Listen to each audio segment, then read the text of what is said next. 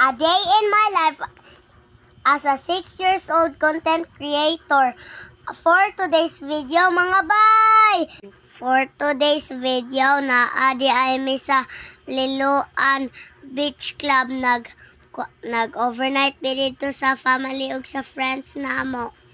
Nagduwa mi sa kong big brother sa seashore. Tanawa ninyo mga guys, o kay nindot kaayo. Play me din he. Unya dalon tamo sa Liloan Seafood Place. Trending sa Facebook katong nay dagan seafood. Tanawa ninyo mga guys, daghan kay og tawo. Tanawa sus, so many people kay daghan kay og available seafood padong na adto pero daghan og tao. Anam sila og noon kadaghan. Awa ninyo mga view guys, kay mga people. Tanawa ninyo mga guys, alegre kay sila.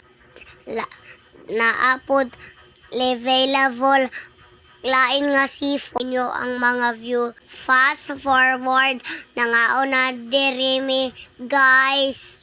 Tanawa ninyo mga guys, nagkaon mi dinha. Happy kay mi dinha.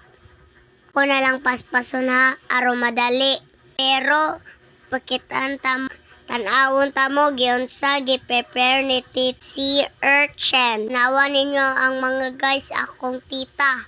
Og maon ni akong view guys.